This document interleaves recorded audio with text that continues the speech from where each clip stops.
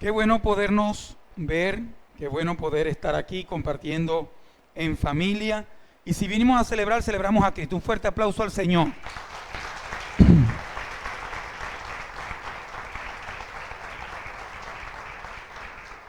Qué gusto poder reunirnos y poder compartir este tiempo en donde podamos profundizar sobre el significado correcto y verdadero que tiene esta tradición, pero de verdad que tiene una profundidad y verdad bíblica.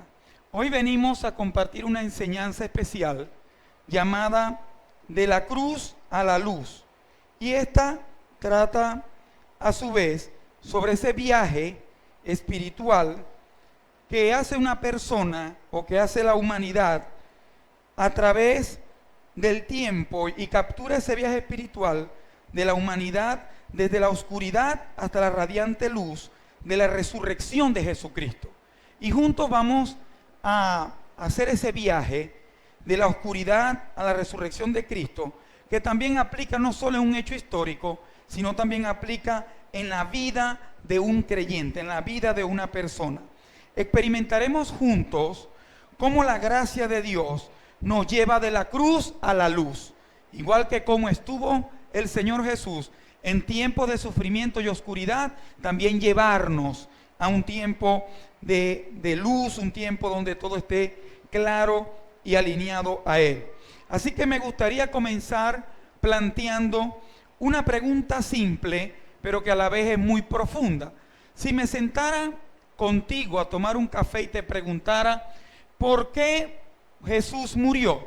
¿O por qué murió? Parece bastante obvio. ¿Sabes que hay un material bien bueno en donde se le pregunta a muchas personas, específicamente jóvenes en Latinoamérica, y muchos dan diferentes respuestas? Muchos dicen, no, porque lo mataron, tratando de bromear, por eso murió. No por mártir, no porque por nuestros pecados. Otra muchacha un poco más moderna dice, porque es una construcción literaria bastante buena, y cualquier otra cosa. Y para nosotros podemos decir, para creyentes y no creyentes, ¿por qué murió Jesús? Y podemos decir que murió por nuestros pecados. ¿Por qué murió? Entonces, y podemos decir que sí, que tal vez Él murió por nuestros pecados, pero ¿eso qué significa en realidad? ¿Qué significa del hecho del por qué murió? Y aunque hay muchas personas que no han afianzado todavía su vida en el por qué, en la razón de ser, el por qué murió, no vas a poder valorar tu identidad en Él. Y hoy venimos a esto, aprovechando la conmemoración de la Semana Santa, donde las personas buscan ver material sobre la vida, crucifixión y resurrección de Jesús, es saber por qué lo hizo, claramente por qué lo hizo, y eso en qué te involucra a ti. Porque muchas personas pueden decir, mira, Él murió en la cruz, pero yo no lo mandé a morir por mí, y poder entender por qué murió. Y muchos podemos creer que nada más sea por nuestros pecados. Y ¿sabe? Podemos pensar que nada más fue eso, pero si tuviéramos que crear, y como se creó, una imagen sobre el cristianismo a nivel universal, a nivel global, por supuesto que sería la imagen de una cruz, ¿sí o no? Todavía lo es. Incluso la fe cristiana sin duda forma parte de la cruz. Actualmente la vemos en franelas, la vemos en personas que están identificadas con Cristo, la usan en gorras, en pulseras, en dijes tal vez, pero ¿sabe? La cruz va más allá de un símbolo bonito, adornado, que tiene que ver con que tu fe está en algo más grande que tú. Tiene que ver con que la cruz es un símbolo más allá. Y puede que lo tengamos ahorita como algo de prenda que te identifique tu sentir o tu fe. Y está bien. Pero más allá de eso, ¿sabe usted que la cruz significa o tiene un símbolo de ejecución de criminales? Para ese momento, en cuando Jesús estaba en contexto y murió, la cruz era un símbolo donde se ejecutaban a criminales, a delincuentes. Era un símbolo para criminales, pero en la actualidad representa a Jesús. ¿Cómo pasó esa transición? De representar a criminales confesos, criminales condenados, ahora a representar a Jesús. ¿Cómo ocurre eso? Ahora, los evangelios le dan gran importancia a los eventos de la crucifixión y resurrección. Los 4 evangelios de Jesús son relatos fundamentales en ellos, ocupando una parte considerable de los relatos finales de cada uno.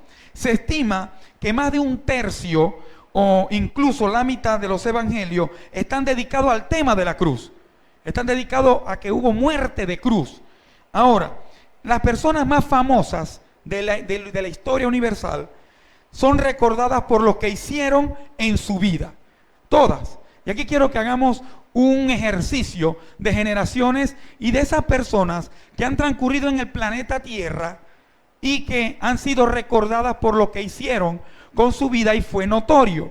Y podemos recordar varias personas de diferentes generaciones. Puede que algunos no los conozcan, pueden algunos que los recuerdes, otros te vas a enterar hoy.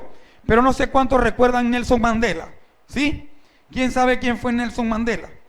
Nelson Mandela fue un político surafricano que luchó contra el apartheid, luchó por los derechos humanos.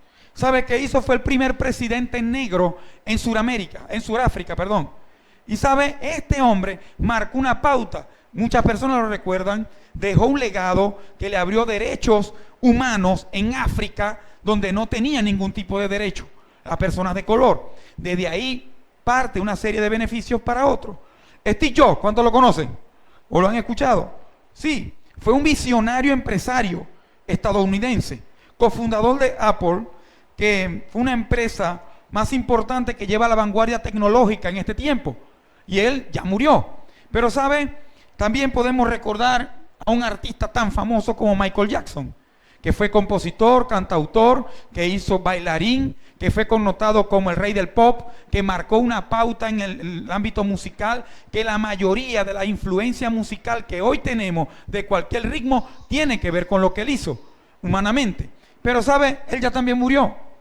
Y todas esas personas, si te preguntara, estos que están un poco más frescos, le puedo preguntar a una persona de 10 años quién es Nelson Mandela, no sabrá, cuando pasan 2 o 3 generaciones.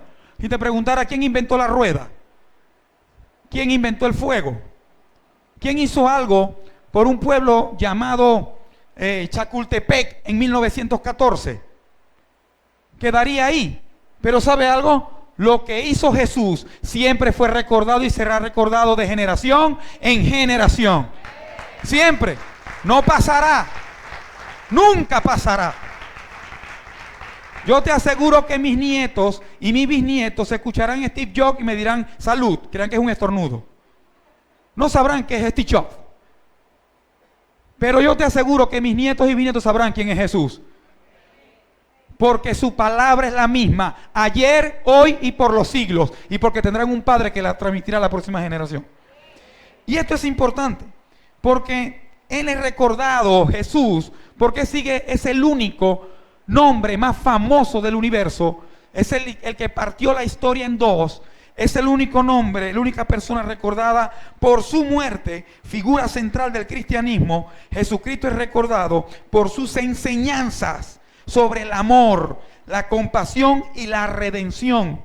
Su vida y enseñanza han dejado legado perdurable a través del tiempo que ha influenciado toda la historia, la moral de la humanidad.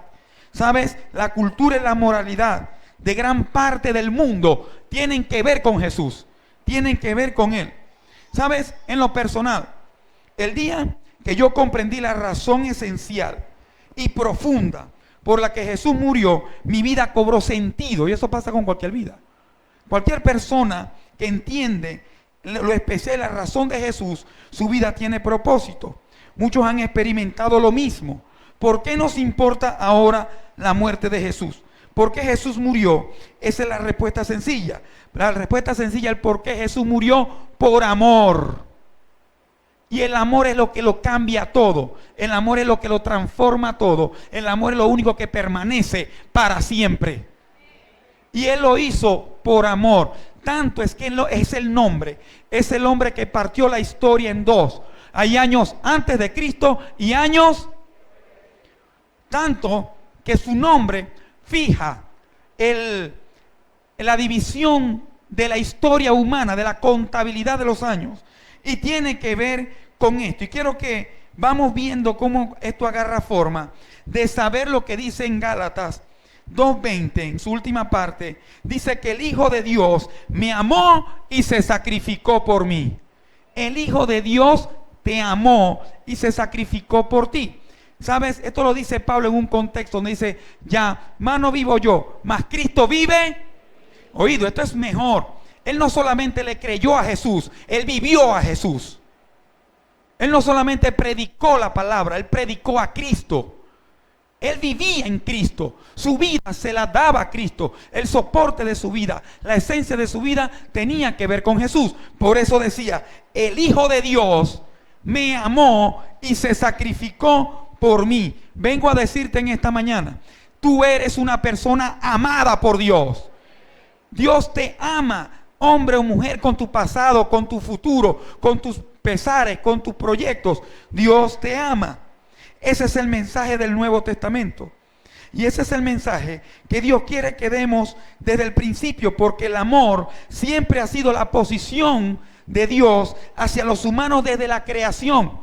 Desde que Él creó el Edén, que caminaba con Adán y Eva, Él era por amor, estaba con ellos. El pecado produjo la separación y envió en rescate de nosotros por amor, y resucitó por, y vendrá por. Dale un aplauso a Él que te ama.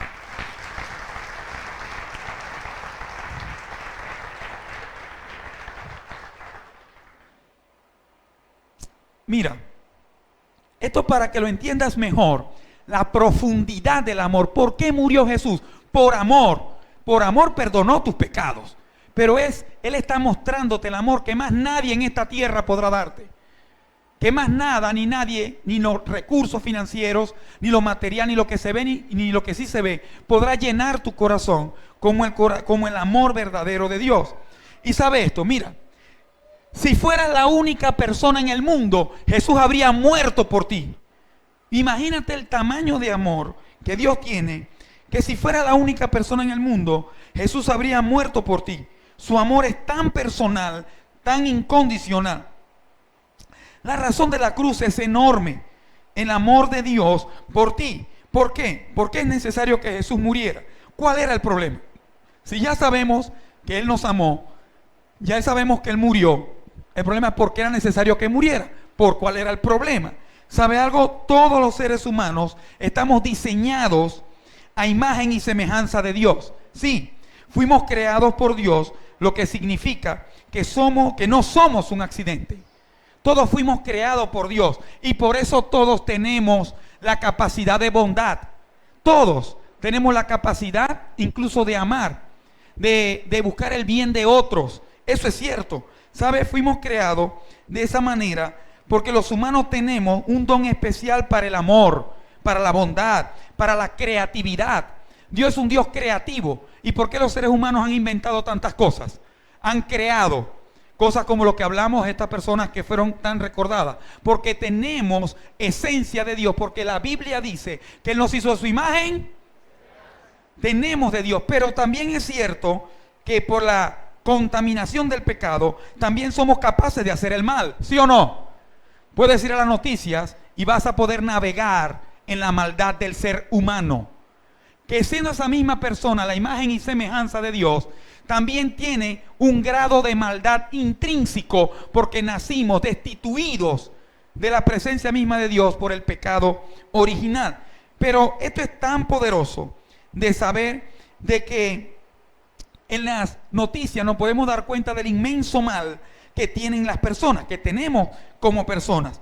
La Biblia usa la palabra para describir ese comportamiento malvado de la gente. ¿Sabe cómo lo llama la Biblia? Pecado. Pecado lo usa la Biblia para enseñar esa connotación de mal que todos traemos.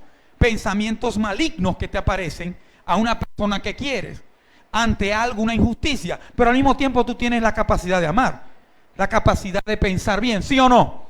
Entonces ese es el problema, que estamos en esa disyuntiva y no sabemos, y es como una especie de suerte, que mi vida es una moneda y como caiga en el momento voy a andar bien o mal. No, muchas veces creemos que es así y nos meten graves problemas. Por eso el pecado, bíblicamente hablando, se refiere a esa palabra, a esa connotación de maldad que está en nosotros y nos separa de Dios y de la gente que nos rodea. Esa es la verdad. Y por eso este versículo nos puede dar más luces sobre esto. En Romanos 3:23 dice: porque todos hemos pecado, nadie puede alcanzar la meta gloriosa establecida por Dios.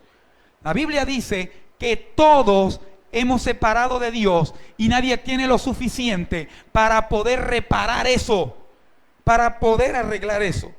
Entonces, la palabra pecado, hay algo tan tremendo que nos hace tanto daño, nos separa de Dios y muchas veces pasa invisible o imperceptible en nuestra vida, continuándonos, haciéndonos daño y a la próxima generación también, si no estamos claros y apercibidos en esto. En cuanto al pecado, suena una palabra antigua, una palabra arcaica, pero ¿sabe algo? Vamos a darle actualidad. En la actualidad la palabra pecado ha tenido una connotación positiva. Y eso le está haciendo mucho daño a la humanidad en este tiempo. La mayoría de las veces se ha visualizado ahora como un significado, se ha suavizado el pecado y se le ha dado un significado más real, más tranquilo. Y mira esto tan anecdótico, que la otra vez vi un anuncio de helado que decía algo así: pecado delicioso, 2 barquillas por $1. Helados avariciosos, el peor pecado es no probarlo. ¿Está bonito, sí o no? ¿Está dulce, sí o no? Porque la connotación ahora es que el pecado no importa. El pecado, teníamos frases de adolescentes y jóvenes dejándonos llevar por nuestras pasiones, es que la mejor forma de librarte de un pecado es cayendo en él. Y usted sabe la estupidez que es eso. Usted sabe, suena bonito y cualquiera que esté de mente vacía, ay, lo abraza como filosofía de vida. Pero ¿cómo va a vivir? Bien, jamás. Creyendo que la única forma de librarme de esta tentación es cayendo en ella.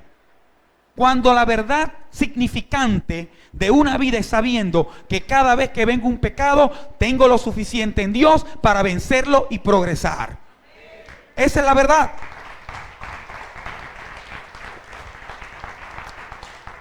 Pero lo han vendido así. Y escúchame, aunque en la Biblia, pero el pecado es mucho más que errores accidentales de comer mucho chocolate o probar estos helados o caer pecado de comida, cosas tan triviales. El pecado es mucho más allá que eso. El pecado en la Biblia, atentos acá, el pecado está descrito como algo que afecta a todos. El pecado está descrito en la Biblia, no lo dice una religión, no lo dice un pastor o otro tipo de líder religioso. La Biblia, la palabra de Dios, dice que está descrito como algo que afecta a todos. Todos hemos hecho cosas en nuestra vida en las que nos arrepentimos. Eso es pecado. Cosas en las que hemos lastimado y defraudado a otros, especialmente a quienes tenemos más cerca. Les hemos fallado. ¿Sabes? El problema es que todos justificamos y nos comportamos y nos comparamos. El problema con el pecado es que yo no soy tan malo como ese. Yo no hice eso tan malo, no es tan pecado lo que yo estoy haciendo como lo que está haciendo fulanito, o como lo que hizo mi prima, mi papá. Y empezamos a darnos una falsa sensación de bienestar para seguir en ese pozo cenagoso de pecado, que no te deja por justificarme y por también compararme. Pero entendemos de que la Biblia no clasifica nuestro pecado. Compararnos con la medida de Dios, comparado con la medida de Dios. Todos estamos igualmente necesitados de perdón. ¿Cuántos necesitan perdón? Todos estamos igualmente necesitados de perdón. Aquel que acribilló a 14 en una escuela, como aquel que mintió y rompió su familia, como aquel que defraudó un negocio, como aquel que está moviéndose en cualquier otra cosa. Dios no tiene tamaños de pecado. Simplemente hay pecado que nos separa de Dios y de gente que amamos. Y esto es interesante, porque muchas personas le han querido dar un brochazo de maquillaje al pecado diciéndole, cometí un error. Y sabes, vamos a decirle error si quieres. Pero ¿qué tal si sabemos que en la vida, todo error trae consigo consecuencias que te van debilitando? Si tú llevas una vida todo el tiempo cometiendo errores, vas a vivir una vida débil. Pero mientras más bueno seas cometiendo menos errores, más fuerte serás. ¿Sí o no? Igualmente será con el pecado. Mientras yo sea más ducho, más bueno, identificando lo que me hace pecar, lo que me hace hacerle daño a Dios y a los que me rodean, voy a estar más fuerte, más sabio y más bendecido. Pero si ando en la vida sin advertencia de eso, ¿cómo voy a andar? Al garete, como un mar de incertidumbre, ahogado todo el tiempo. Y eso es lo que quiere el enemigo. En cuanto a esto, saber que en el principio Adán pecó, desobedeció el único mandamiento. Oído, cuando Adán y Eva estaban en el Edén, estaba todo un paraíso. ¿Y cuántos mandamientos habían? ¿Cuántos habían? Y fallaron. Buscarle un cocorroncito. Uno. Después de Adán vino lo que pasó y luego estaba Moisés y él entregó ahora ¿cuántos mandamientos? 10. Y hoy día se nos hace imposible cumplirlo. Y si de los 10 fallamos en uno, dice la ley de ese tiempo hebrea, que ya fallamos en todos. Entonces, ¿está viendo conmigo el problema? Del pecado se está haciendo insostenible. No quedó en 10. Luego vinieron unos escribas fariseos y derivaron 613 leyes, más o menos de esas 10, en donde si cumplía la 214, le fallabas a la 316. ¿Cómo vives así? Y Jesús decía, ustedes están llevando cargas que ni ustedes mismos pueden llevar. Y ese es el problema con el pecado. El problema en cómo nosotros mismos poder llevar el pecado. Ahora, en cuanto al ejemplo del pecado, si yo te digo que estos días ha habido bastante calor y te digo, mira, aquí te tengo una botellita de agua 100%, 99% de agua de manantial del Tíbet. Vino de más pura que nada. Y la purificaron. Y te la tomas. ¿Y cómo la recibirías tú? Con tremenda sed. Tiene 99%, pero antes, y ya la destapaste y te la vas a beber, pero digo, ya va. Pero el 1% tiene orina de rata. ¿Te la tomarías? Ya va. Es 99% de pureza total. Y 1% que son como 4 goticas de orina de rata. No sé cuántos saben que en tu infección trae eso. Y cuántas enfermedades. Pero te pregunto, ¿te la tomarías tú si yo te digo eso? No, ¿verdad? Dios tampoco quiere tu 99%. Él quiere tu 100% del corazón. No le basta, no quiere tus 4 goticas de orina de rata. O de que el sistema te ha dejado entrar. Es que podamos nosotros, que Dios va a recibir tu 100%. Es el 100% para que figuremos el pecado en nosotros. Este no tiene orina de rata. Entonces, esto es más o menos ilustrar qué es el pecado en ti, conocerlo. Oído, no se puede vencer un enemigo sin conocerlo. El enemigo, si te conoce más a ti, te vencerá. El pecado trae ciertas consecuencias. Y aquí quiero que veamos que el pecado trae consigo consecuencias serias. Y vamos a verlas juntos. Consecuencias del pecado: contaminación, como lo que te hablé ahorita, o la contaminación ambiental. El pecado contamina nuestro corazón y envenena nuestra relación con otros y nuestra relación con Dios. Eso hace el pecado inevitable. Cuando el pecado está latente, viviente, presente en una vida, lo que va a ocurrir es separación. Lo que va a ocurrir es va a afectar, va a contaminar. En tu casa, si tienes una bolsa de basura ahí, dentro de la casa, y pasa toda la noche, pasan 3, 4 días ahí, nunca la sacas, ¿a qué olerá tu casa? A clave. Igual pasa con el pecado. Si la basura permanece ahí dentro, va a oler a pecado. Lo que va a estar presente es lo que te separa de Dios. ¿Sabes? Igual que con lo que acabamos de hablar de la orina de rata en el agua. El pecado contamina. ¿Qué hace el pecado? Pero también el pecado produce sobre la vida dominio. Nos domina. Oído, el pecado nos domina y tiene el potencial de destruir nuestras vidas. Nos va dominando paulatinamente. Tiene una cualidad adictiva. Tiene el potencial de destruir nuestras vidas. El pecado hace eso. El pecado te va dominando. Primero te contamina y luego te domina. ¿Cuántos han visto el ejemplo que estoy dando de la basura? Hasta que no venga alguien de afuera, porque ya lo dominó el olor y ya se se aclimató con él, pero viene algo de afuera, huele a basura, será Tito, está bien aquí, ¿o no? Porque ya el pecado no solamente lo contaminó, sino que también lo está. Eso también pasa con nosotros. Y nos está dominando y otras personas se empiezan a dar cuenta que huele a pecado, que te está separando de Dios, de la gente, de tu potencial, de tu futuro, de tu identidad y propósito. Pero tú no, esto está bien. Aquí no me huele nada malo, porque te está dominando. Y esta es la gran verdad que el versículo en Juan 8:34 dice. Jesús dijo, les digo la verdad, todo el que comete, practica pecado, es esclavo del pecado. Y un esclavo en esa connotación que Jesús hablaba en ese contexto, era esclavo. No tenía ningún tipo de dominio sobre sí mismo. Bebía agua cuando le decían, comía cuando le decían, sus necesidades cuando le decían, se bañaba cuando le decían, lo dominaban por completo. Y Jesús está diciendo en ese contexto, para que me entiendan, si practico el pecado, eres esclavo del pecado. Y síguelo leyendo y vas a ver la buena noticia. Pero si estás en mí, eres libre en mí. Pero mira, por ejemplo, toda persona que empieza a probar droga, cualquier tipo de droga, inhalada, inyectada, tomada, cualquier tipo de alcohol, y empieza con un poquito y le dan permiso para otra semana, le dan un poquito para otro más, poco a poco se vuelve un adicto, ¿sí o no? Está comprobadísimo, seguro pasaste por ahí o pasamos por ahí.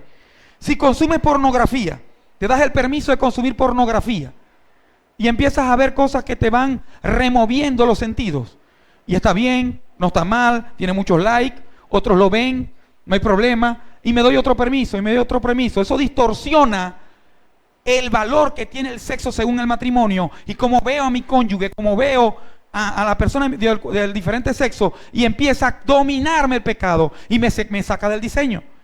Igualmente ocurre con cosas más profundas. Te puedes volver adicto a eso, pero no solo sucede con estas cosas tan fuertes. La práctica constante del pecado nos puede volver adicto, por ejemplo, a la envidia. Cuando me doy permiso de sentir envidia de alguien que logró algo en mi corazón y no hago nada para identificarlo, corregirlo pronto, y luego vuelve a pasar y le doy permiso, tarde o temprano esa envidia me termina dominando el corazón. Eso igualmente pasa con la avaricia. Avaricia es querer más todo el tiempo, nunca estar contento con lo que tengo ahora. Y eso, si no lo identifico, me va a dominar. Pero ¿qué tal con la mentira? Con que me conviene decir mentira porque aquí voy a ganar un poquito más. Porque seguro se lo van a dar a ella este negocio porque ella tiene esto. Voy a mentir que yo tengo más que ella. O cualquier tipo de mentira en la familia. Y empiezo a darme permiso para decirla. Porque hay mentiritas blancas. No sé cuánto la pintaron. Y me doy permiso a eso. Pero cuando yo empiezo a caminar en eso, termino dominado por la mentira. Y el padre de la mentira es Satanás. Pero ¿qué tal vez con la arrogancia? ¿Qué tal vez con darte el permiso de hablar mal de otros? Cuando yo empiezo a hablar mal de otros cuando no está, y después se forma parte de mí, y le doy permiso a otro, me doy permiso a mí para seguirlo haciendo, eso me va a dominar y me va a separar de Dios y de la gente que me rodea. Pero ¿sabe? Todo pecado trae castigo. Venimos sabiendo que te contamina, nos domina si lo dejamos, y todo pecado, ya cuando te domina, trae castigo. Es inevitable. Clama por justicia. El pecado clama justicia. Cuando vemos las cosas terribles que pasan en el mundo, por ejemplo, vamos a ver este ejemplo. Y de seguro es una noticia que salió hace 2 semanas en redes sociales. Algunos seguro lo vieron, otros se van a enterar aquí. Y es sobre una mujer, el castigo, pero es sobre una mujer que le dieron cadena perpetua contra una ecuatoriana por muerte de su hija tras dejarla sola por irse de vacaciones para Detroit y Puerto Rico. Horrible. Puede buscarlo. La niña tenía 16 meses de nacida. Ella se justifica que tenía depresión, posparto y una cosa de series más. Y dejó a la niña y la consiguieron muerta, deshidratada y hecha sus necesidades en ella. Tú y yo leemos esa historia y clama nuestro corazón por justicia, ¿sí o no? Reclamamos castigo. Y ella salió arrepintiéndose, llorando, afligida de verdad, que jamás quería hacerlo. Pero los jueces y los abogados dijeron, incluso cadena perpetua, creemos que merece más. Hay más castigo. ¿Y sabe por qué eso está en nuestro corazón? Porque todo pecado merece castigo. Ese es el problema con el pecado. Y el problema con el pecado está ahí, que así como ella, por ese pecado merece castigo, tus pecados y los míos también. Sean cual sea, todo pecado trae consigo sus consecuencias. Si yo practico ese pecado en el matrimonio, voy a tener castigo del pecado en el matrimonio. En las finanzas, en mi vida diaria, en cómo conduzco mi mentalidad, mi sexualidad, mis etapas de vida, mi relación con Dios. Y eso va a producir castigo. Sí, y yo sé que hasta ahora vamos entendiendo las consecuencias para llegar a la buena noticia. Pero también lo más terrible es de que finalmente el pecado produce ruptura. Diga conmigo, se rompe. ¿Qué se rompe? Nuestra relación con Dios. El pecado te separa de Dios. ¿Sabes? Esta es la peor parte del pecado porque rompe, destruye nuestra relación con Dios, crea una brecha, crea un muro, que es un problema porque fuimos creados para relacionarnos con Dios y con otros. Y ahora mira conmigo el problema. Si fuimos creados para estar relacionados con Dios y con otros, y el pecado me separa de Dios y de otros, ¿cuál es el problema? El pecado en mí, que nos separa. Fuimos diseñados para relacionarnos con Dios y con personas, y el pecado nos separa de eso. Tal vez has visto cómo un engaño rompe una relación matrimonial. No levanten su mano. Pero te pregunto, ¿has visto en tu vida, en tu familia o en tu vida propia, cómo un engaño rompe una relación matrimonial? ¿O cómo una mentira divide una familia? ¿Lo has visto? ¿Has visto cómo una mala manera de vivir rompe, quiebra personas? De la misma manera pasa con Dios. El pecado crea un muro entre Dios y nosotros que no podremos derribar por sí solos. Ese pecado se levanta, ese muro, y no lo podemos derribar nosotros mismos. ¿Sabes? La primera parte de Romanos 6:23 dice esto. Atentos conmigo. La paga que deja el pecado es y muerte, separación. La paga que produce el pecado es separación. Y este es el gran problema de la humanidad. De toda la humanidad, el gran problema, diferentes épocas, diferentes temporadas, un mismo problema. Un solo problema. ¿Sabe cuál es el problema? El gran problema de la humanidad es la práctica del pecado, que nos separa de Dios y nos impide hacer algo por mérito propio para reparar ese daño. Yo quiero que usted lo entienda, lo lea. El gran problema de la humanidad es la práctica del pecado. No somos perfectos, pero una cosa es practicar el pecado. Y eso, el gran problema es que te va a separar de Dios. Nunca vas a poder ser uno en Él, ni de las personas que realmente amas, vas a estar desconectado. Entonces, en este punto, toda la humanidad está en grave problema. Hoy venimos a dar estas noticias, las buenas noticias. Y cuando digo buenas noticias es porque caen en un momento de mala noticia. ¿Sabe cuál es el punto de la humanidad de tu vida hoy? Nuestra humanidad en la que estamos viviendo hoy está en graves problemas. Venezuela, tu familia, tu vida, mi vida, estamos en un grave problema. ¿Sabe por qué? Por el pecado. Pero ¿sabe? Hay una buena noticia. La verdad es que estamos perdidos. La verdad es que hasta este punto del recorrido de la cruz a la luz, hasta este punto estamos perdidos. La Biblia ya lo hemos visto, que no podemos hacer nada para repararlo. Que la paga del pecado es muerte, es inevitable. ¿Sabe? La buena noticia es esta y la introduzco así. La muerte de Jesús en la cruz es la única solución de Dios para el problema del pecado. Esa es lo cierto. Y vamos a explicarlo. Dios no ignoró el problema del pecado. Trajo una solución que se convirtió en una provisión. Y atento aquí. Si estabas como que ya desahuciado en tu propia vida y en cuanto al pecado, recibe la buena noticia. Dios vino a la tierra en la persona de su Hijo. Cuando fue a nacer, embarazada María, aparece el ángel y dice: llamarán Emmanuel, que significa Dios con nosotros.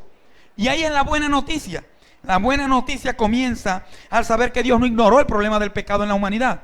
Él mismo se hizo hombre en figura de hijo, de su Hijo Jesús, para resolver ese problema personalmente.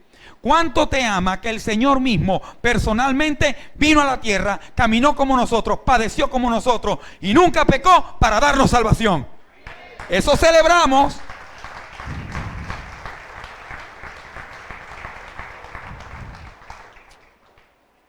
El apóstol Pedro lo explica así. Léelo conmigo. Primera de Pedro 2:24.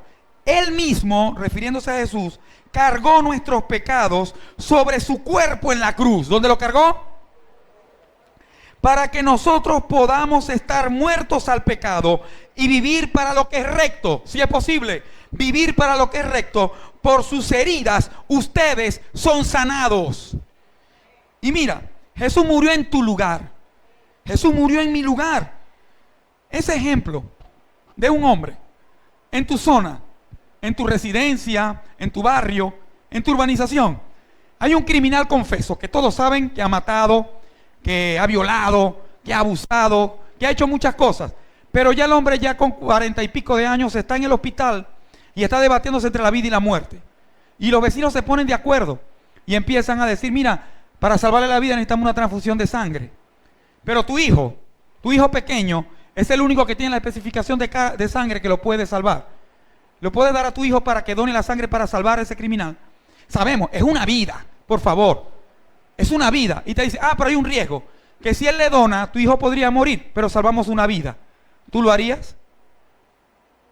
Sinceramente yo no. Porque humanamente no tenemos lo necesario. Pero Dios mismo hizo eso por nosotros. Se entregó por amor a nosotros. Estábamos confesos. Ya estábamos condenados. Y se entregó por nosotros. No daríamos a nuestro hijo. Me quedo con esta parte. Por sus heridas, lo que significan sus heridas. Los clavos en las manos, en los pies, la herida en el costado, los azotes. Por sus heridas somos nosotros sanados. ¿Somos sanos de qué? Sanos de la enfermedad y la muerte que provoca el pecado. Somos sanados de esa enfermedad llamada pecado que produce separación.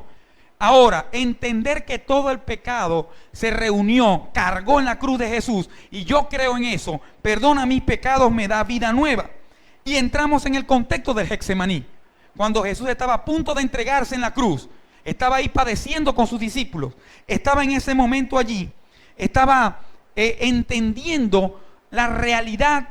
Él lo sabía ya como Dios, pero humanamente estaba ya a punto, a la puerta del sufrimiento físico, emocional y espiritual.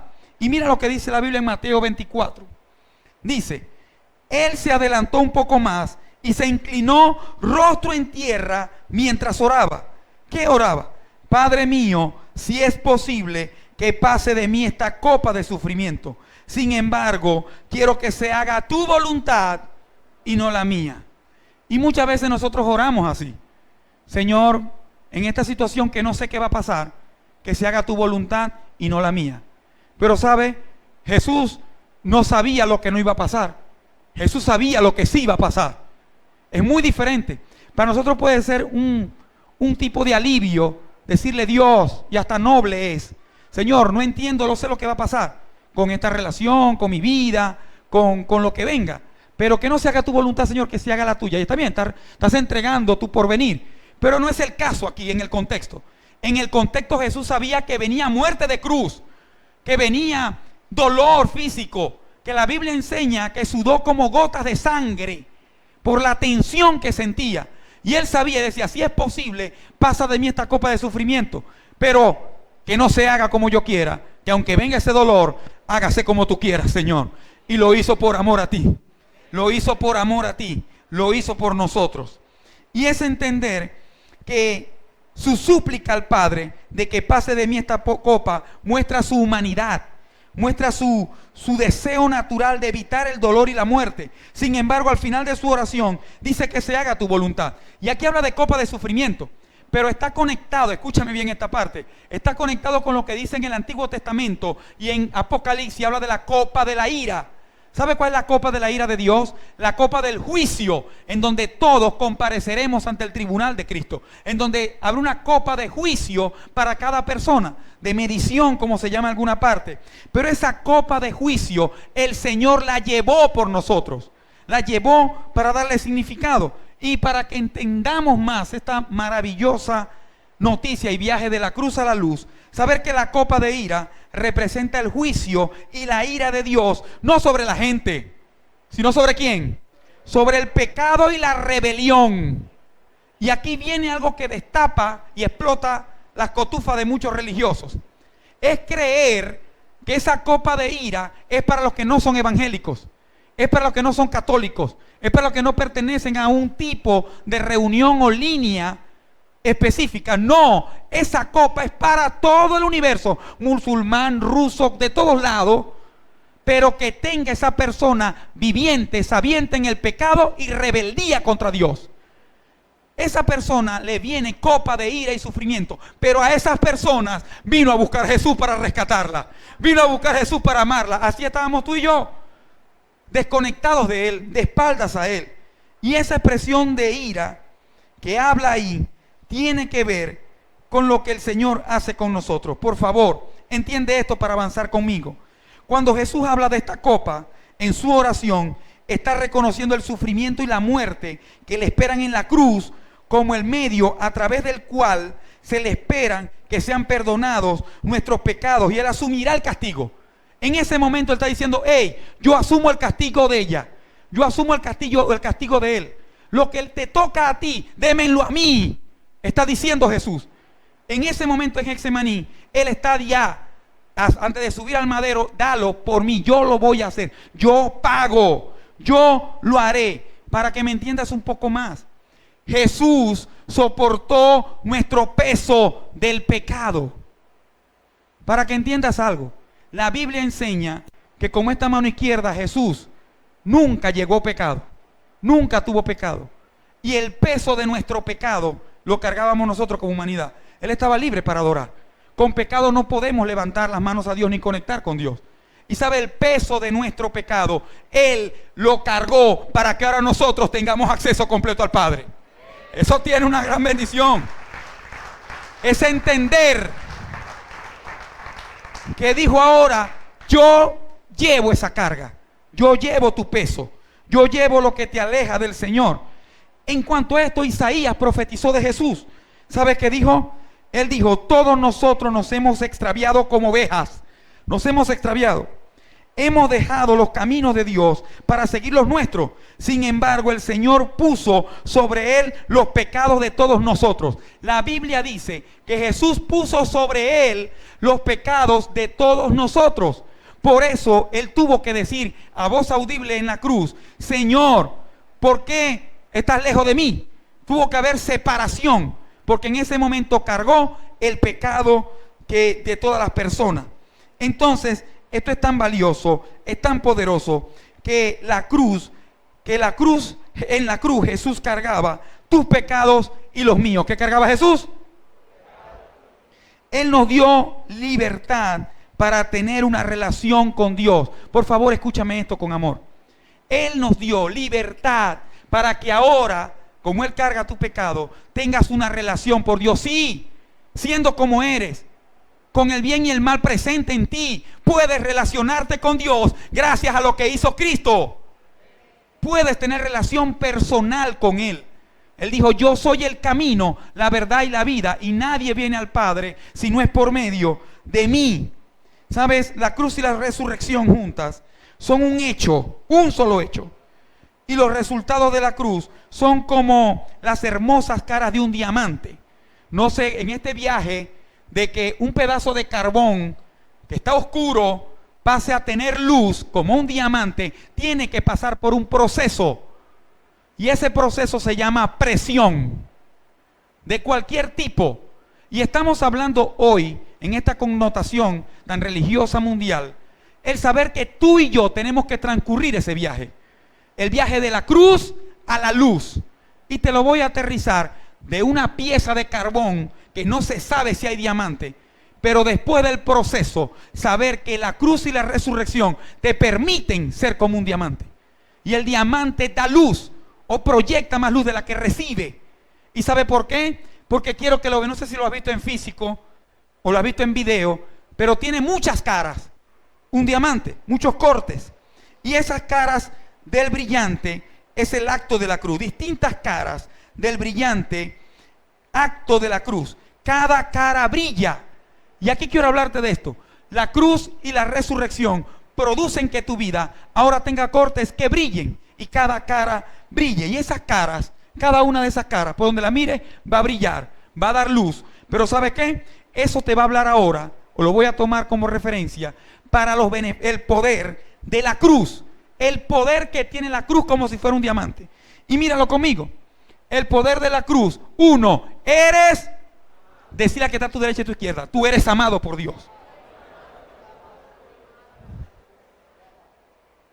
¿Sabe? Lo más triste para una persona que dice creer en Dios es no saberse amado por Él.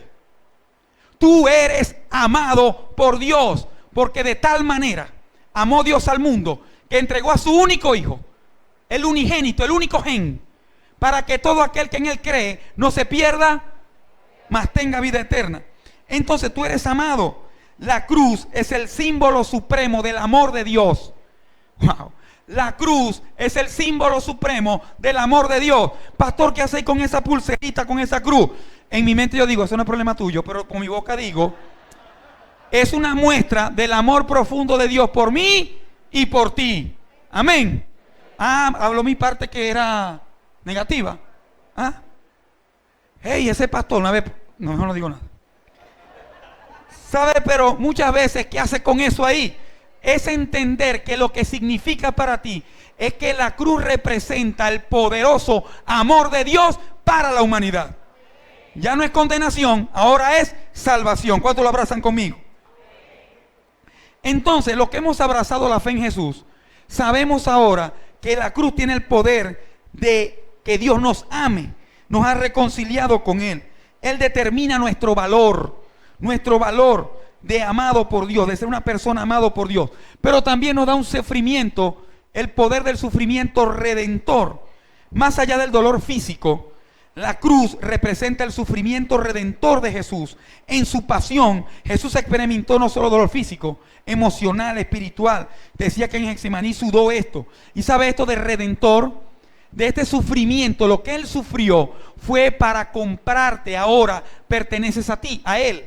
Antes le pertenecías a las tinieblas, al enemigo. Ahora es entender que la cruz, por la cruz, ese sufrimiento redentor, ahora legalmente le perteneces a Cristo, si le crees a Él. Pero también, y lo más glorioso, es que te da una victoria sobre el mal. El poder de la cruz representa la victoria ante el mal. Y esto es poderoso, porque en la historia espiritual de la humanidad, ese es el punto de inflexión.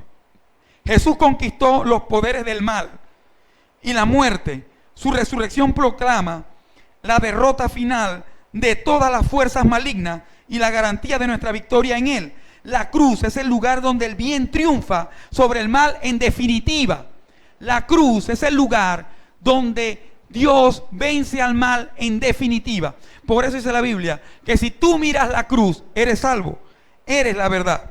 Ahora, no solo quedó eso en la cruz, eso no quedó nada más ahí. Y fíjate bien, la resurrección nos dice que la historia finaliza bien. ¿Cómo termina la historia? Los que miran la cruz entienden que la resurrección nos dice que la historia finaliza bien, porque Jesús no solo murió, sino que prometió que resucitaría y lo cumplió. Jesús prometió que resucitaría y lo cumplió. Y yo quiero que lo entiendas bien conmigo, porque sí, ha sido un viaje, y espero que todos lo lleven paulatinamente, de la cruz a la luz, de esa oscuridad a la radiante luz que el Señor puede traer a tu vida. Si sientes que tu vida ha estado oscura, si sientes que tu vida ha estado en tinieblas, sabes, tienes que dejar que la luz de Cristo resplandezca sobre ti. Y esa comienza mirando la cruz. Debes mirar lo que la cruz significa, lo que su resurrección es. Y para que entendamos juntos bien lo que esto es, mira lo que dice 1 Corintios 15, del 55 en adelante. Pablo enseña, guiado por el Espíritu Santo: oh muerte, ¿dónde está tu victoria? Muerte, ¿dónde está tu victoria? Oh muerte, ¿dónde está tu aguijón? Pues el pecado es el aguijón que termina en muerte. ¿Sabe qué es el aguijón? Como ese colmillo de la serpiente que transporta el veneno que una vez dentro de la persona produce muerte. ¿Dónde está tu aguijón? Sin aguijón o sin colmillo que conduzca veneno, no hay muerte. Entonces dice, ¿dónde está tu aguijón? ¿Dónde está? ¿Dónde termina? Y para que lo entiendas, en la cruz el Señor le quitó el aguijón al poder del pecado. Y dice, y la ley le da peso al poder. ¿Qué ley? La ley, antes de Cristo, que llegara Cristo, las leyes que estaban, le daban relevancia al pecado, a lo que te hacía separarte de Dios, pero no te daba la solución para unirte otra vez a Él.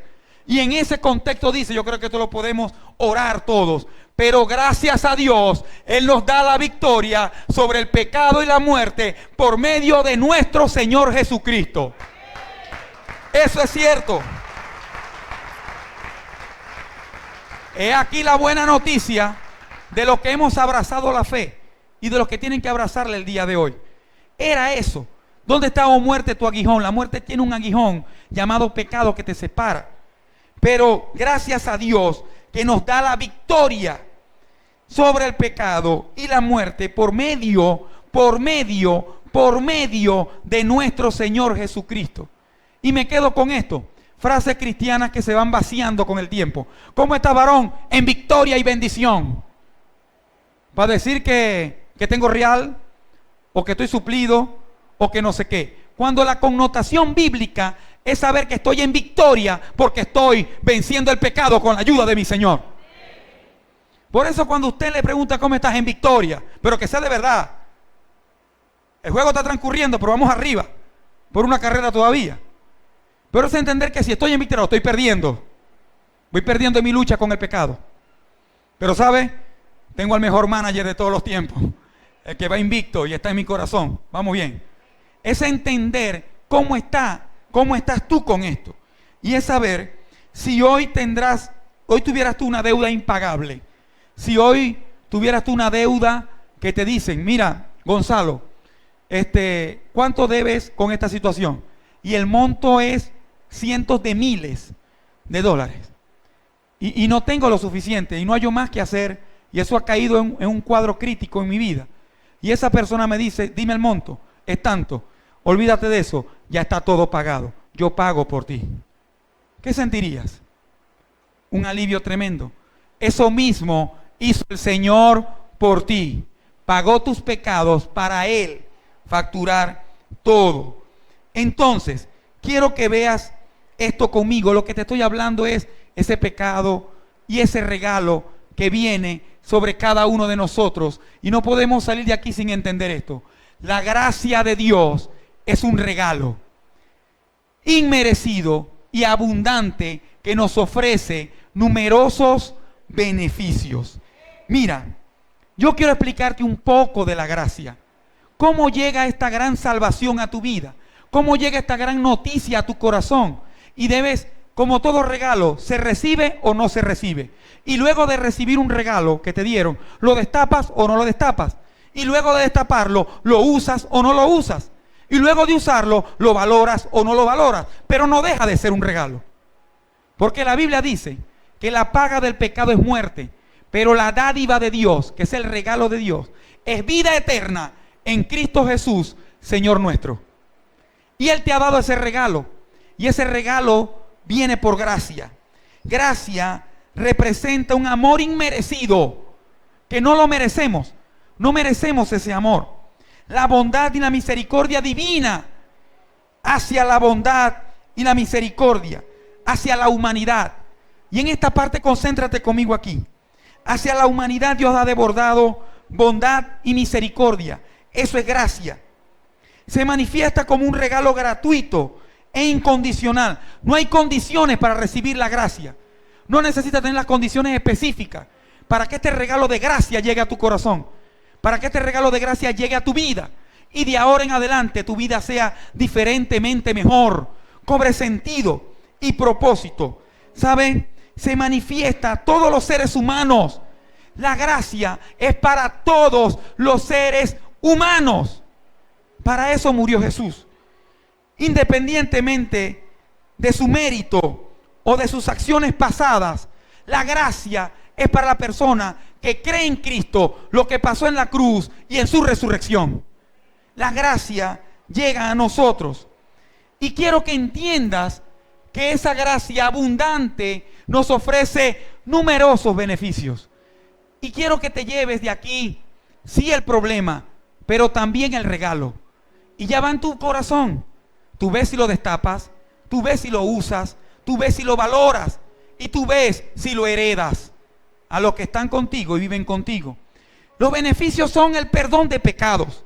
Sí, la gracia de Dios nos ofrece un perdón completo. ¿Cómo es el perdón? Es un perdón completo, no con culpabilidad ni con autosaboteo. Él te perdona completo. Dice la Biblia que le echa tras sus espaldas todo tu pecado. ¿Sabe? Es una liberación del peso del pecado. También nos da salvación, que por medio de la gracia somos salvos y reconciliados con Dios. ¿Sabes cómo es que la salvación? Que nos ha sacado de un pozo, que estábamos ahí en ese pozo cenagoso. Con nuestras propias fuerzas era imposible que alguien nos ayudara, que alguien desde la superficie, no había cuerda suficiente que llegara hasta donde estábamos. Pero Dios nos sacó del pozo. Eso es salvación y es un beneficio de la gracia. También nos da vida eterna. ¿Sabes? Si muerte es separación, vida significa unión. Y nos da la gracia, nos da una unión con Dios, no solamente en tu tiempo terrenal, sino también en la eternidad. Porque la Biblia enseña que hay dos destinos espirituales, solo dos. Solo dos. Las filosofías huecas han inventado un limbo o cualquier otra cosa. Solo hay dos destinos espirituales. Una separación, muerte, separación. El espíritu, el neuma, separado de la materia. Y ese neuma tiene un destino espiritual de dos opciones. O una eternidad separada de Dios o una eternidad unida con Dios. Por la gracia, ahora, si la abrazas, tú tendrás una eternidad unido a Dios, viendo al rostro descubierto tu Señor, Rey y Salvador. Esa es la noticia. Vida eterna. Esa frase a veces es tan poética y bonita que la menospreciamos en el corazón. Es entender que ese es tu norte y el de tu generación. Nos da libertad. ¿Qué te da? Te sientes preso.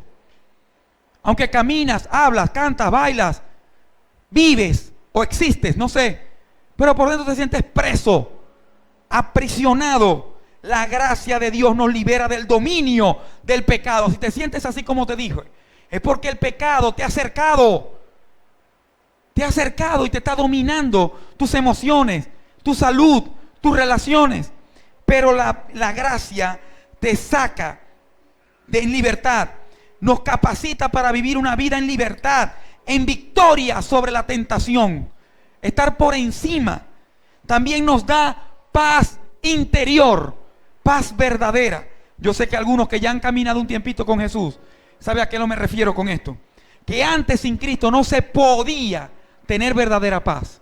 Pero una vez que llegas a este punto de valorar la cruz, la resurrección y caminar de su mano, abrazar la fe, empiezas a experimentar una paz profunda y duradera que sobrepasa todo lo que se pueda entender.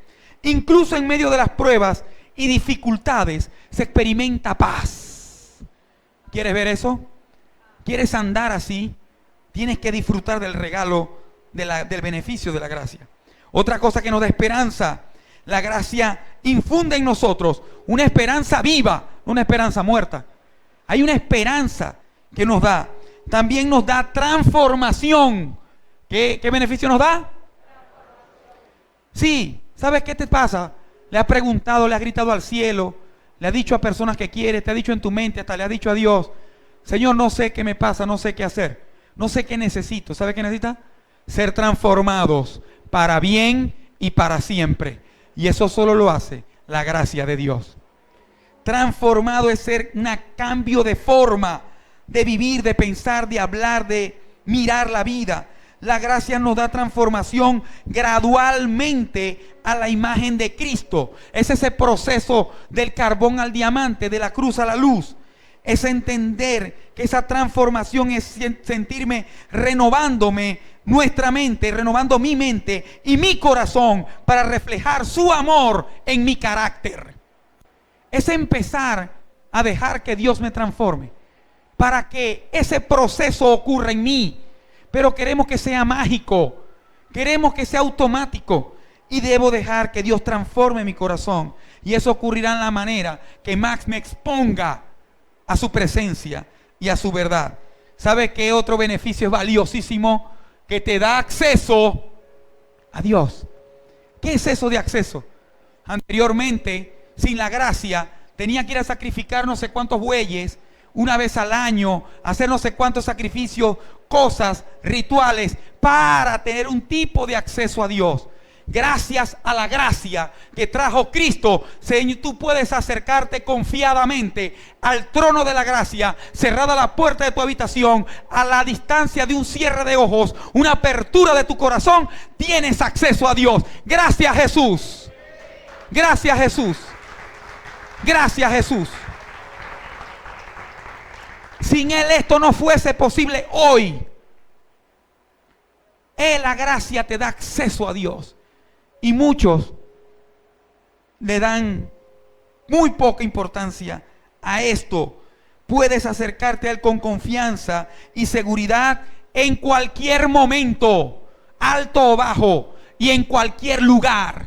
Tienes acceso si abrazas a Cristo en tu corazón. Y otra cosa mayor aún es que la gracia te da propósito y significado. Lo peor que hay es vivir una vida humana vacía. Lo peor que hay es establecer un noviazgo, un matrimonio, una familia, un emprendimiento sin propósito. Y propósito es directamente proporcional a Dios. Solo Dios le da propósito a una vida funcional. Es entender en el corazón que con gratitud y verdad es que tú puedes andar. Una vida vacía es insostenible. Una vida vacía no se quiere vivir, no se puede vivir. Por eso debes involucrar a Dios de forma protagónica en todos los aspectos de tu vida. Escúchame bien esta parte. A través de la gracia descubrimos nuestro propósito en la vida. No podrás descubrir el propósito en tu vida sin la gracia de Dios en ella. Y encontramos significado en servir a Dios y a los demás por amor y gratitud. Por favor, esta es la noticia de la Semana Santa, o como quieras llamarlo. Dios te ama. Créetelo. Dios te ama. Y es de verdad. Porque Él es verdad. Dios te ama. Jesús murió por ti. Y a través de la cruz, todos estamos invitados a una relación con Él. Todos estamos invitados a una relación con Él. Hoy puedes reconocer ese sacrificio que hizo por ti y unirte a Él para siempre y disfrutar de su gracia todos los días. Hoy puedes reconciliarte y venir ante Él, porque Él te ama y espera una respuesta de tu parte hoy. Hoy hemos venido aquí, no viniste por casualidad a este servicio. Todo tu pasado se ha construido en una sucesión de pasos y acontecimientos para sentarte en esta silla y estar en esta transmisión. Para decirte, recibes a Cristo en tu corazón. Recibes como Señor y Salvador, que lo que hizo en la cruz fue por perdón de tus pecados, que resucitó de verdad y eso no va a cambiar. Podrán pasar épocas, personas, tiempos, espacios, pero Él es el mismo ayer, hoy y por los siglos. Él es el que fue, el que es y el que vendrá. ¿Me crees a mí? ¿Crees a Él? ¿Quieres reconciliar tu corazón con Cristo? ¿Quieres de verdad determinarte y decir, hasta aquí vivo así, ahora vivo en Cristo Jesús? ¿Quieres cambiar de vestiduras? Y no te estoy llamando a que te metas a una religión. Te estoy hablando de que te metas en el reino de Dios y su justicia. Te estoy hablando a que deje que Cristo entre a tu corazón. Que le vuelvas a invitar a tu corazón. ¿Sabe por qué? Hoy puede que en algún tiempo abrazaste esa fe y lo has sentido lejos. Tú lo has sentido lejos, pero Él siempre ha estado cerca de ti.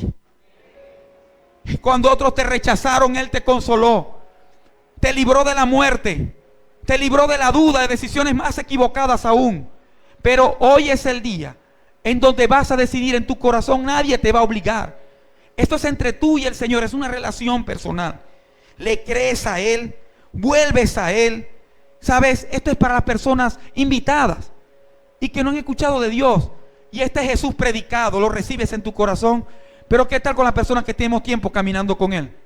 ¿Qué necesitas hacer para mostrar su gracia y su verdad a otro? Hoy es el día. Hoy es el día. Pero sabes, no todo quedó en la cruz. Hoy venimos a hablarte de la cruz a la luz. Y mira, para que sigamos bendiciéndonos con su palabra. La Biblia dice: acuérdate de Jesucristo del linaje de David, resucitado de los muertos, conforme a mi evangelio. Pablo dice: mi evangelio es mi buena noticia, mi predicación. Acuérdense no solamente de Cristo crucificado, maltratado, maltrecho, sangriento, sino que ahora acuérdate de Cristo. ¿Cómo? Resplandeciendo en gloria, resucitado. ¿Por qué necesitas acordarte así de Cristo? Porque es la única manera de poder ver tu destino final. Por cuanto Él vive, nosotros también viviremos, dice la Escritura. Él dijo: yo soy la resurrección y la vida. El que cree en mí, aunque esté muerto, pregúntenle a Lázaro. Pregúntenle a mi vida, al Gonzalo del 2011, que estaba en la cruz, que no sabía que era una cruz, iba a morir ahí. Yedía ya, ¿sabes? Pero debes transitar y entender que ahora me acuerdo de Cristo resucitado. ¿Sabes? Recordemos ese episodio que lo cambió todo. Glorioso día, cantábamos aquí. ¿Cuál glorioso día?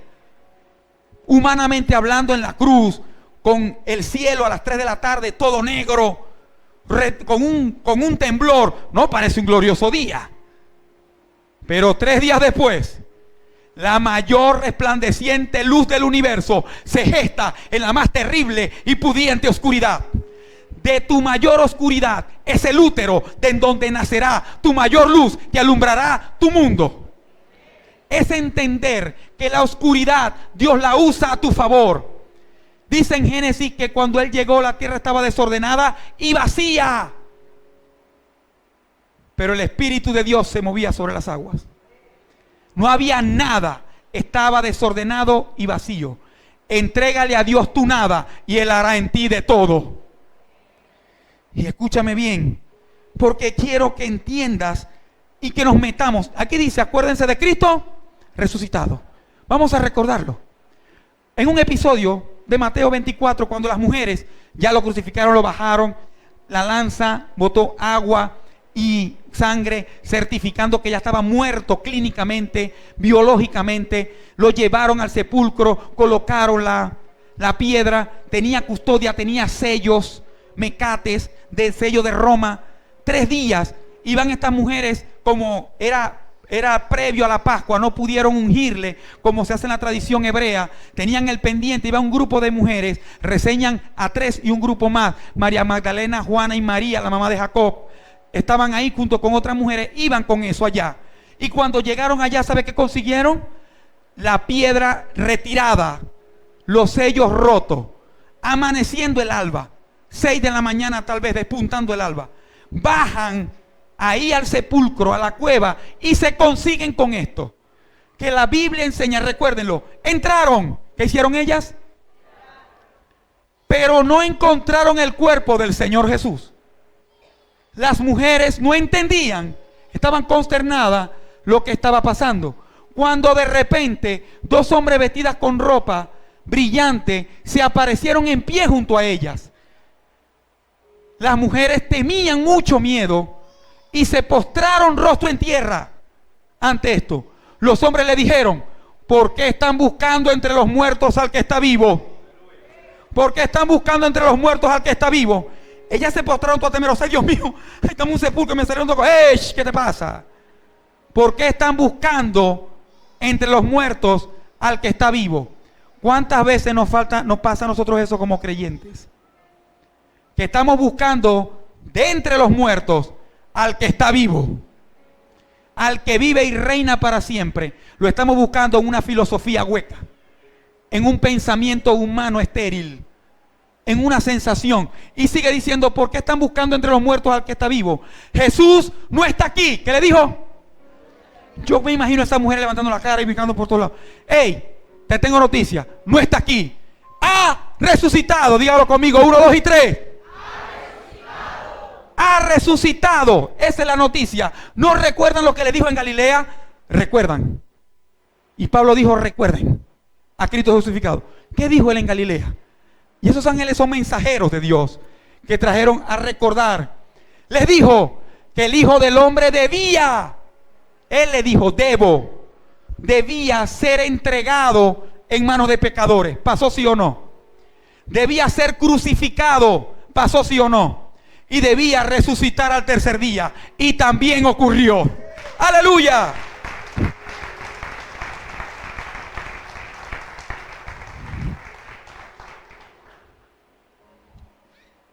Así también ocurrió. Oído. Hasta ahora, nada, ni nadie ha podido refutar eso. De que fue entregado por pecadores. De que fue crucificado y muerto en cruz. Y que resucitó. Nada en la tierra, desde allá para acá. Investigaciones de todo tipo. Nada ha podido refutar de que eso no fue así. Más bien, mucho lo ha comprobado. ¿Crees en Jesús? ¿Crees en lo que puede hacer en ti y a través de ti?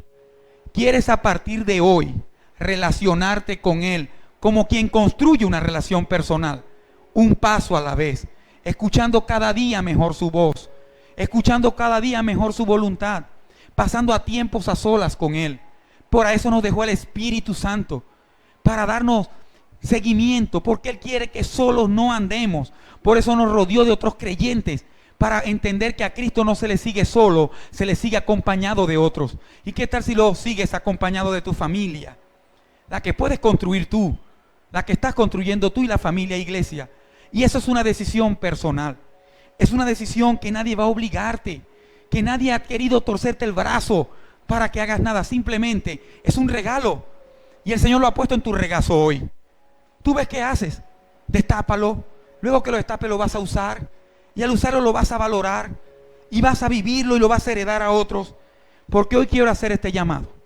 Para que cada uno de nosotros en este momento tengamos una oración especial. Y quiero orar por las personas que quieren recibir a este Jesús predicado. Que quieren recibir a Cristo en su corazón. Y también quiero orar por las personas que han tenido un tiempo para reconciliarse con el Señor y hoy quieren decirle: Cristo, perdón por haberme estado de espaldas a ti, y que hoy defino mi vida para estar de tu mano siempre. Ahí donde estás, coloca tu mano en el corazón, no te distraigas, suelta todo lo que te esté perturbando ahora. Desconéctate un momento de la persona que esté a tu lado y a través de esta simple oración, coloca tu mano en el corazón y permíteme guiar en esta oración. Y tú dísela desde el silencio de tu corazón al Señor que está en este lugar. Padre Celestial, Todopoderoso Dios, Señor, reconozco mi necesidad de salvación. Reconozco mi necesidad de salvación. Y comprendo que solo a través de Jesucristo puedo encontrar redención y perdón. Señor, eso lo reconozco en este momento. Hoy, en fe y humildad, acepto a Jesús como mi Salvador y Señor. Vamos, díselo ahí. Señor, hoy, con mi fe y en humildad, acepto a Jesús que me ha sido predicado como mi Señor y Salvador. Creo en su sacrificio en la cruz como el único medio para reconciliarme contigo. Creo que lo que hizo en la cruz es lo único que me da perdón, que me da beneficio. La resurrección me da tu gracia. Lo creo hoy y recibo tu gracia, Señor. Te pido que perdones mis pecados y que me llenes con tu amor y con tu espíritu. Llénanos con tu amor y con tu espíritu. Señor, cada persona que está en este lugar, que se sentía caminando de espaldas a ti, Hoy reconcilia su corazón contigo. Hoy se rompe y hoy personas comienzan a establecer una relación nueva contigo. Arrepentíos de corazón. Has venido a recibir esta buena noticia porque yo te amo, dice el Señor. Eres amado por mí. Eres amada por mí. Te doy gracias, Señor. Llena nuestros corazones de tu gracia, de tu amor y tu Santo Espíritu. En el nombre de Jesús. Amén y amén. Un aplauso a nuestro Señor. Gloria a ti, Señor. Damos gracias a las personas que se conectan.